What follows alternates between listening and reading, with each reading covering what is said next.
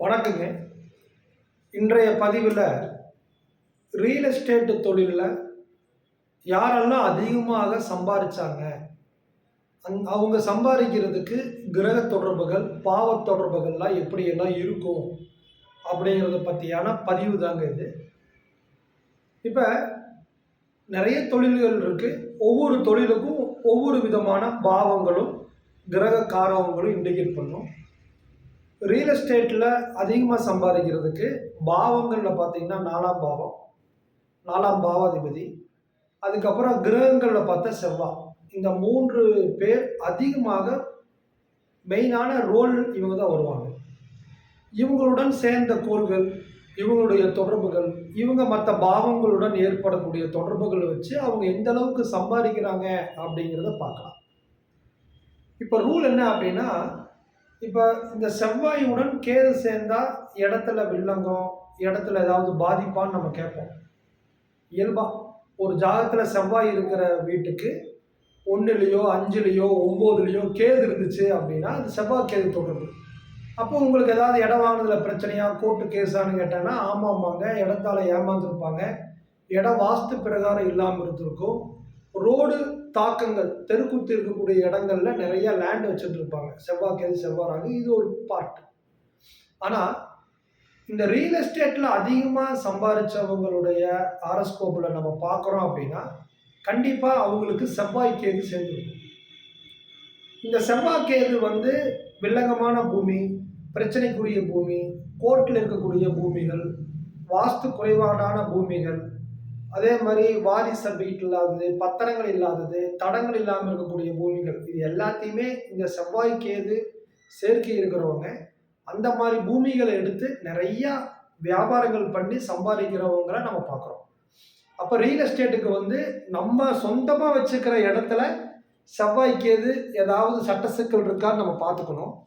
ஆனால் ரியல் எஸ்டேட்டுக்கு செவ்வாய் கேது பல ஆயிரம் கோடி சம்பாதிச்சு கொடுத்துருக்கு. அதனால் நிறைய பேர் கேட்டிருக்காங்க, செவ்வாய் கேது ரியல் எஸ்டேட்டுக்கு ஆகாதில்ல சார், எப்படி இவங்க சம்பாதிச்சாங்கன்னு. வாங்கி விற்கிறது, பிரச்சனைக்குரிய இடத்த வாங்குறது, இது எல்லாமே அதுக்கு ஓகே. ரெண்டாவது, செவ்வாய்க்கு கேது தொடர்பு ரியல் எஸ்டேட்டுக்கு ஓகே, ரியல் எஸ்டேட்டுக்கு மட்டும் ஓகே. ரெண்டாவது, செவ்வாயுடன் குரு, சூரியன் சேர்வது, ராகு சேர்வது அந்த துறையை இன்னும் பல ஆயிரம் கோடி ரூபாய் சம்பாதிக்கிறதுக்கு சப்போர்ட் பண்ணும்.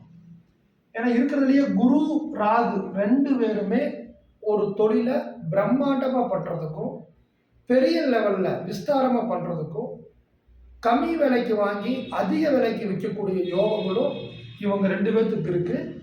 அதுக்கப்புறம் சூரியன் ஒரு இடத்த வாங்கணும்னா அது மிக மதிப்புமிக்க இடமாயிடும்.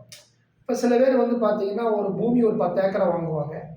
இவங்க வாங்கியதுக்கப்புறம் பக்கத்தில் ஏதாவது ஒரு பெரிய கம்பெனி வரும், ஒரு ஸ்கூல் வரும், ஒரு ஹாஸ்பிட்டல் வரும். வந்ததுக்கப்புறம் என்ன ஆகுதுன்னா இவங்க பூமிக்கு விலை 10 மடங்கு ஏறிடும். இதெல்லாம் இந்த மாதிரி கிரக காம்பினேஷன். அதுக்கப்புறம் தான் சுக்கிரன். அதுக்கப்புறம் 4ஆம் அதிபதியுடன் எந்த லக்னமாக இருந்தாலும் சரி, 4ஆம் அதிபதியுடன் செவ்வாய் சேர்வது அல்லது 4ஆம் அதிபதியுடன் செவ்வாய் சேர்வது அல்லது குரு சேர்வது, இது எல்லாமே அந்த தொழிலை 4ஆம் பாவங்கிறது இடம். 4ஆம் பாவாதிபதியுடன் செவ்வாய் சேர்ந்தாலும் இடத்தால மிகப்பெரிய யோகத்தை கொடுத்துரும். 4ஆம் பாவாதிபதியுடன் குரு சேர்ந்தாலும் அந்த இடத்தின் மூலியமாக மிகப்பெரிய யோகங்களை கொடுத்துரும். இப்போ ஒரு சார்ட் நான் உங்களுக்கு போட்டிருப்பேன். இந்த சார்ட் பார்த்தீங்கன்னா கோயம்புத்தூரில் இவர் பேர் சொன்னால் தெரியாத நபர்களே இருக்க மாட்டாங்க. கோயம்புத்தூரில் எல்லா இடங்கள்லையுமே இவர் பூமிகளை வாங்கி 1990 2015 வரைக்கும் மிக பிரம்மாண்டமாக வியாபாரம் பண்ணியிருக்காங்க. இப்போ இவருடைய ஜாதகத்தில் பார்த்தீங்கன்னா சிம்ம லக்னம், 4ஆம் பாவாதிபதி செவ்வாய். இந்த செவ்வாய்க்கு குரு சூரியனுடைய தொடர்பு. அப்போ ரியல் எஸ்டேட்டில் செவ்வாய் குரு தொடர்பு இருந்தாலே அந்த ஜாதகர் அந்த தொழிலை, குருனா அறிவு, குருனா அதிர்ஷ்டம், குருனா பிரம்மாண்டமாக பண்ணுறது, ராகுக்கு இணையாக பண்ணுறது, அந்த இடத்த வாங்கினதுக்கப்புறம் பல மடங்கு அந்த இடத்தின் மூலியமாக வாடகைக்கோ, இடம் விற்கிறதுக்கோ அல்லது மொத்தமாக விற்கிறதுக்கோ ஒரு பெரிய அமௌண்ட்டை சம்பாரித்து கொடுக்கக்கூடிய கிரக காம்பினேஷன் குருவும் ராகு தான். அப்போ இவருக்கு பாருங்க செவ்வாய்க்கு குரு சூரியன் காம்பினேஷன். ரெண்டாவது 4ஆம் அதிபதியும் செவ்வாயை வராரு. அப்போ 2 பேர் வராங்க. செவ்வாய்ங்கிற ரியல் எஸ்டேட்டுக்கும் அவர் தான் வராரு. 4ஆம் அதிபதி செவ்வாயும் அவரே வந்துடுறாரு. அவங்க இந்த 2 பேர்த்துக்குமே குரு சூரியனுடைய காம்பினேஷன் வருது. 4ஆம் பாவத்திலேயே செவ்வாய் குரு சூரியன் இருக்கு.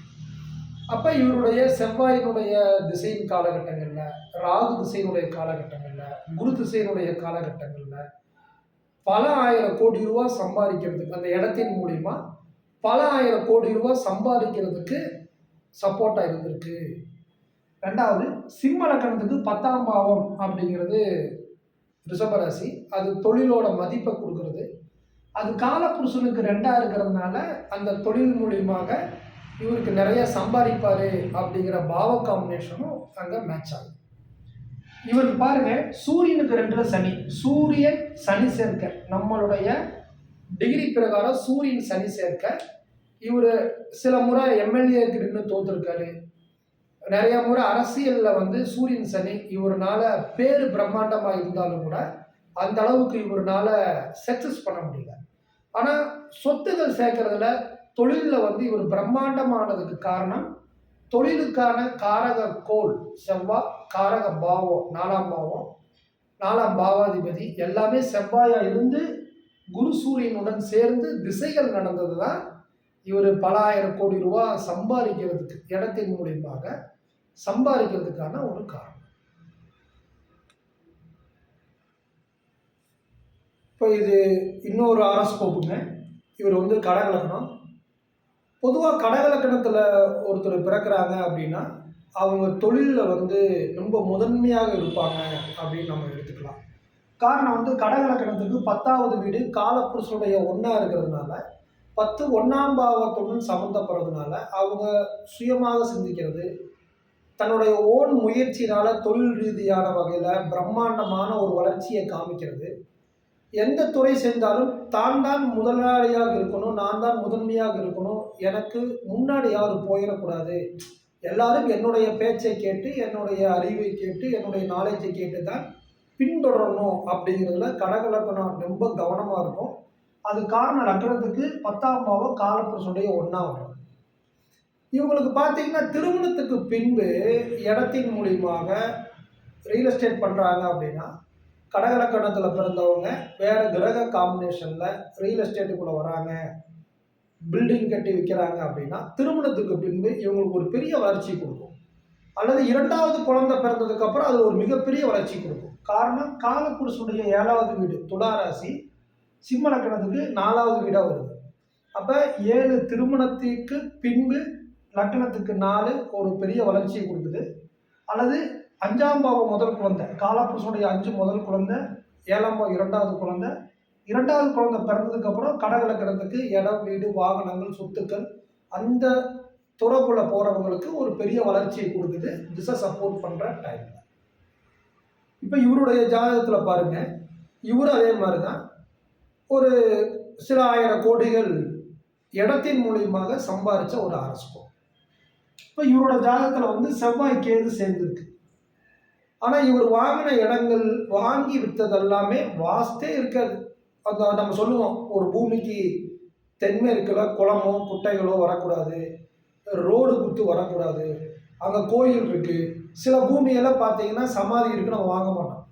அந்த எந்தெல்லாம் நம்ம சாஸ்திர ரீதியாக வேண்டான்னு நம்ம சொல்லக்கூடிய இடங்கள் அத்தனையுமே அந்த மாதிரி இடங்கள் இவர் வாங்கி தான் அதிகமாக சம்பாதிச்சிருக்கார். அது காரணம் செவ்வாய் கேது இருக்க. இந்த ஜாதகத்தில் ஒன்று பாருங்க, லக்னத்துக்கு 4ஆம் அதிபதி சுக்கரன் செவ்வாயுடன் இணைவு. செவ்வாய்க்கு கேது புதன் சுக்கரன் சந்திரன் இணைவு, செவ்வாய்க்கு சுக்கரன் இணைவு. அப்போ செவ்வாய்க்கு 4ஆம் அதிபதியினுடைய சேர்க்கை நாடி தொடர்பில் வந்துச்சு அப்படின்னா நிச்சயமாக அது அந்த ரியல் எஸ்டேட்டுங்கிற துறையில் ஒரு பிரம்மாண்டத்தை காமிக்குது. அதே மாதிரி கோணங்களுக்கு இணையாக கேந்திரங்கள் ரொம்ப பலமானது அப்படின்னு நம்ம ஒவ்வொரு மாதாந்திர வகுப்புலையும் நம்ம சொல்லியிருக்கோம். கோணங்கள் எப்படி கிரக காம்பினேஷனில் வேலை செய்தோ அதே மாதிரி கேந்திரத்தில் இருக்கக்கூடிய கிரகங்களும் கோணங்களுக்கு இணையாக பல பிரம்மாண்டமான பலன்களை கொடுக்குது அப்படின்னு நம்ம சொல்லியிருக்கோம். இப்போ இவர் பாருங்க, செவ்வாய் வந்து 16 டிகிரி, குரு 16 டிகிரி. செவ்வாய்க்கு 4ல குரு. அப்ப செவ்வாய் பிளஸ் குரு கேந்திரத்துல 4வது வீட்டுல போய் கனெக்ஷன் ஆகிறதுனால செவ்வாய் அப்படிங்கிற இடங்கள் ப்ரமோட்டர்ஸ் அது காரகத்துவத்தோட குரு சேர்றதுனால அந்த குரு அந்த இடத்தை வாங்கி விற்கிறதன் மூலியமாக ஒரு பிரம்மாண்டமான லாபத்தையும் ஒரு பெரிய வளர்ச்சியையும் அதன் மூலியமாக ஒரு பெரிய கௌரவத்தையும் இவர் அடைஞ்சிருக்காரு அப்படின்னா நம்ம மறுக்க முடியாது. அது காரணம் செவ்வாய்க்கு குரு கேந்திரத்தில் இருக்கிறது தான். இப்போ அந்த கேந்திரத்தில் இருக்கக்கூடிய கிரகங்கள் எந்த கிரகமாகட்டும், இப்போ செவ்வாய்க்கு 1, 4, 7, 10ல் குரு இருக்கு அப்படின்னா அந்த செவ்வாய்க்கு குருவுக்கு இருக்கக்கூடிய இடைவெளி அந்த டிஸ்டன்ஸ்ன்னு சொல்லுவோம். அந்த டிஸ்டன்ஸ் ஒரு 10 டிகிரிக்குள்ள 5 டிகிரிக்குள்ள 7 பாகைக்குள்ள இருந்துருச்சு அப்படின்னா அது ஒரு பிரம்மாண்டமான வளர்ச்சி கொடுக்குது. அதிகமான பாகைகள் இருக்கும்போது அவருடைய வளர்ச்சி சதவீதங்கள் கம்மியாகுது அப்படிங்கிறதையும் நம்ம இங்கே பார்க்குறோம். அப்போ இன்றைய பதிவில் ரியல் எஸ்டேட் அப்படிங்கிற தொழிலுக்கு எந்தெந்த பாவ காம்பினேஷன் கிரக காம்பினேஷன் இருக்குதுன்னு பார்த்துருக்கோம். இதெல்லாம் இன்னும் நிறைய இருக்குது. அதில் நம்பர் 1 நம்பர் 2 இருக்கக்கூடிய முக்கியமான காம்பினேஷன்களை நம்ம இதில் பார்த்துருக்கோம். அடுத்த பதிவில் இந்த துறையில் யாரெல்லாம் சைன் ஆனாங்க, அவங்களுக்கு வேறு என்னென்ன ரூலெல்லாம் காம்பினேஷனாக வந்திருக்கு அப்படிங்கிறதையும் பார்க்கலாம். வணக்கம்.